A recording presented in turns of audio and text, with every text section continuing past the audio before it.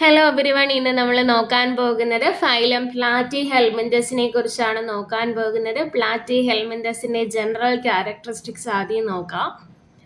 Platy ഹെൽമിന്തസിനെ commonly called flat worms എന്നാണ് commonly പറയുന്ന പേര് ഫ്ലാറ്റ് ബോംസ് എന്നാണ് പ്ലാറ്റി ഹെൽമിന്തസിനെ പറയുന്നത്. പ്ലാറ്റി ഹെൽമിന്തസിന്റെ ബോഡി ഡോർസോ വെൻട്രലി ഫ്ലാറ്റൻഡ് ആയിരിക്കും.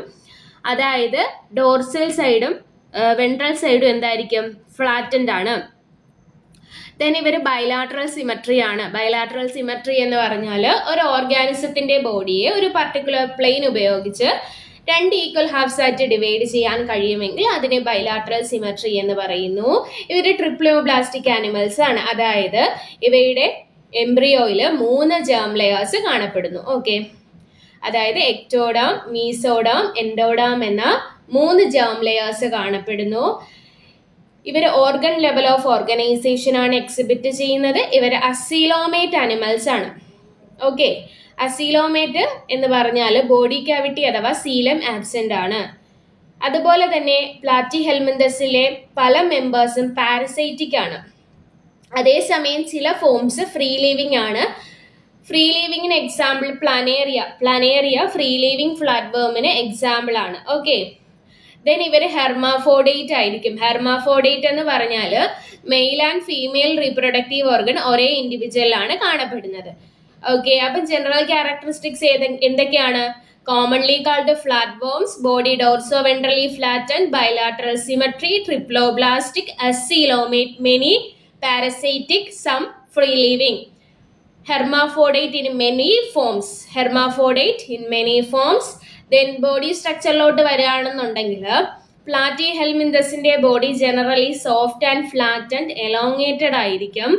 എക്സാമ്പിൾ ആയിട്ട് ഇവിടെ കൊടുത്തിരിക്കുന്നത് പ്ലാനേറിയ ആണ്. നമ്മൾ എക്സാമ്പിൾ ആയിട്ട് ഇവിടെ കൊടുത്തിരിക്കുന്നത്. ഇവിടെ നിങ്ങൾക്ക് ഐ സ്പോട്ട് കാണാം. ഐ സ്പോട്ട് ലൈറ്റ് ഡിറ്റക്ട് ചെയ്യാൻ സഹായിക്കുന്നു. ദെൻ ഇവിടെ ഓറിക്കിൾ കാണാം. ഓറിക്കിള് സെൻസറി സ്ട്രക്ചേഴ്സ് ആണ്. ഇനി പ്രധാനപ്പെട്ട സ്ട്രക്ചറായ മൗത്ത്. പ്ലാനേറിയയുടെ മൗത്ത് വെൻട്രൽ സൈഡിലാണ് കാണപ്പെടുന്നത്. മൗത്തിനോട് ബന്ധപ്പെട്ട ഒരു ബ്രാഞ്ച്ഡ് ഗ്യാസ്ട്രോ വാസ്കുലാർ കാവിറ്റി കാണാം. ഇത് ഡൈജഷനും ന്യൂട്രിയൻസ് ബോഡിയിൽ ഡിസ്ട്രിബ്യൂട്ട് ചെയ്യുന്നതിനും സഹായിക്കുന്നു. ഓക്കെ, ഇനി ഡൈജസ്റ്റീവ് സിസ്റ്റം നോക്കുകയാണെന്നുണ്ടെങ്കിൽ പ്ലാറ്റി ഹെൽമിന്തസിൽ ജനറലി ഇൻകംപ്ലീറ്റ് ഡൈജസ്റ്റീവ് സിസ്റ്റം ആണ് കാണപ്പെടുന്നത്. പ്ലാറ്റി ഹെൽമിന്തസിൽ ജനറലി ഇൻകംപ്ലീറ്റ് ഡൈജസ്റ്റീവ് സിസ്റ്റം ആണ് കാണപ്പെടുന്നത്. ഓക്കെ, അതായത് ഡൈജസ്റ്റീവ് ട്രാക്റ്റിന് ഒരു സിംഗിൾ ഓപ്പണിംഗ് മാത്രമായിരിക്കും കാണുന്നത്. ഈ സിംഗിൾ ഓപ്പണിംഗ് മൗത്തും അതേസമയം ഏനസിന്റെ ഫംഗ്ഷൻ രണ്ടിന്റെ ഫംഗ്ഷൻസും ചെയ്യുന്നു. ഫുഡ് മൗത്ത് വഴി അകത്തേക്ക് പോകുകയും അതുപോലെ അൺഡൈജസ്റ്റഡ് മെറ്റീരിയൽസ് അതേ ഓപ്പണിംഗ് വഴി പുറത്തേക്ക് വരികയും ചെയ്യുന്നു. എന്നാൽ ഒരു ഇമ്പോർട്ടന്റ് എക്സെപ്ഷൻ ഉണ്ട്. പാരസൈറ്റിക് ഫോം ആയിട്ടുള്ള ടീനിയ, അതായത് ടേപ്പ് വേമില് ഡൈജസ്റ്റീവ് സിസ്റ്റം കംപ്ലീറ്റ്ലി ആബ്സെന്റ് ആണ്. Okay, digestive system completely absent ആയിരിക്കും. ടീനിയ ഹോസ്റ്റിന്റെ ഇൻഡസ്റ്റൈനിൽ നിന്ന് ന്യൂട്രിയൻസ് നേരിട്ട് അബ്സോർബ് ചെയ്യുന്നു. Digestive system incomplete digestive system ആയിരിക്കും. എക്സെപ്ഷൻ ഉണ്ട്.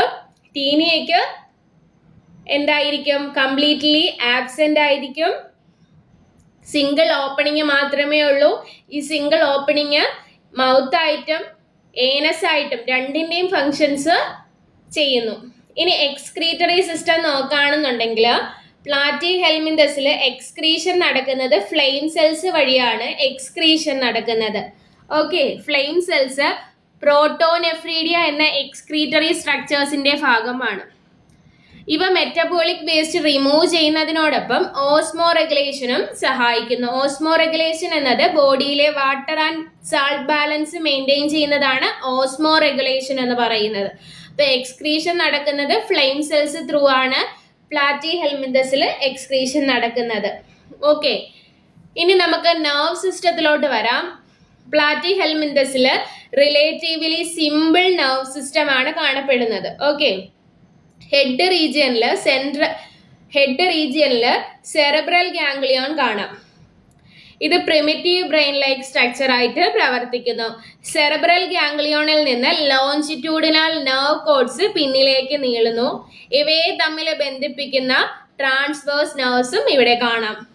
ഓക്കെ, അതിനാൽ നെർവ് സിസ്റ്റത്തിന് ലാഡർ ലൈക്ക് അപ്പിയറൻസ് ലഭിക്കുന്നു. ദെൻ റീപ്രൊഡക്ഷൻ നോക്കുകയാണെന്നുണ്ടെങ്കിൽ പ്ലാറ്റി ഹെൽമിന്തസിലെ മിക്ക മെമ്പേഴ്സും ഹെർമാഫോഡേറ്റ് ആണ്. അതായത് mail and female reproductive organs ഒരേ ഇൻഡിവിജ്വലില് കാണപ്പെടുന്നു. ഫെർട്ടിലൈസേഷൻ ക്രോസ് ഫെർട്ടിലൈസേഷൻ ആയോ ചില ഫോംസിൽ സെൽഫ് ഫെർട്ടിലൈസേഷൻ ആയോ നടക്കാം. പ്ലാനേറിയ പോലുള്ള ചില ഓർഗാനിസത്തിന് വളരെ ഹൈ പവർ ഓഫ് റീജനറേഷൻ ഉണ്ട്. അതായത് ബോഡിയുടെ ഒരു ഭാഗം നഷ്ടപ്പെട്ടാൽ അത് റീജനറേറ്റ് ചെയ്യാൻ കഴിയും.